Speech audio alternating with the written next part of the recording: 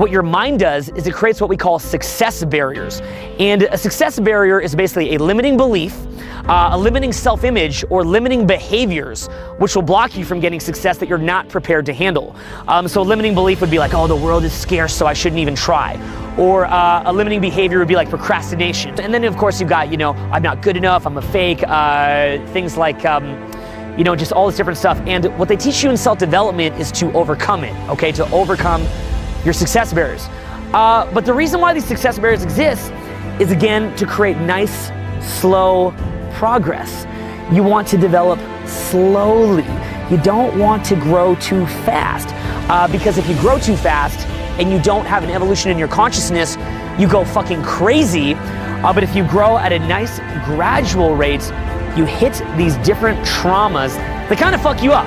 They kind of mentally stifle you. When they hit you, you're like, oh, like this, you're kind of fucked up for a couple of days or even a couple of years, in my case, from some of the really harsh ones that I've gotten. So there was a lot of different things that kind of gradually allowed me to sort of grow and experience that, learning how to execute on everything, learning how to cope with the added crazy shit going on, learning how to cope with crises, just slowly building it up.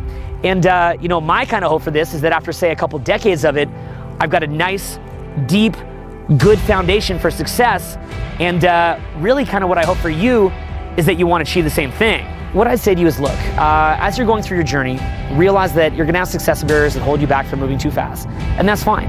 And you should push into them, just like being at the gym. Just, you hit that next weight level and you gotta push through it and it's gonna hurt. Just realize that those success barriers are there to help you though, just like how pushing that weight is there to help you as you develop thicker tendons, bigger muscles, is there to help you.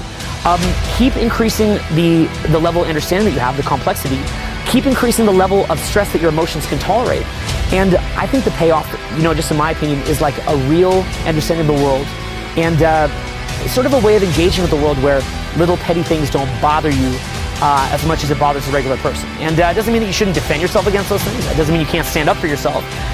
It just means that you'll have a greater perspective towards all of this. Don't be afraid of emotional trauma. Okay? The road to success is basically paved with really cool highs and really low lows.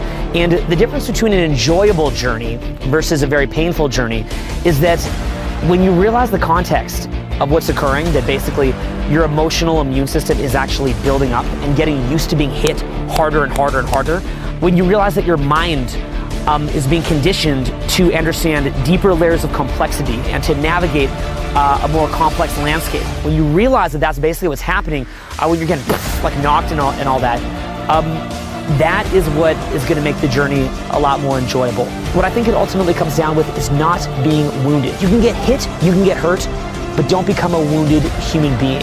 Adapt your behavior. Obviously learn how to navigate a more complex environment, but keep yourself open, keep yourself childlike, and enjoy the world, okay? View the bad things even as a lesson about what the world's all about. Just keep enjoying it. The world is only bad relative to some perfection that does not exist. So enjoy it for what it is, and just keep learning. Keep learning.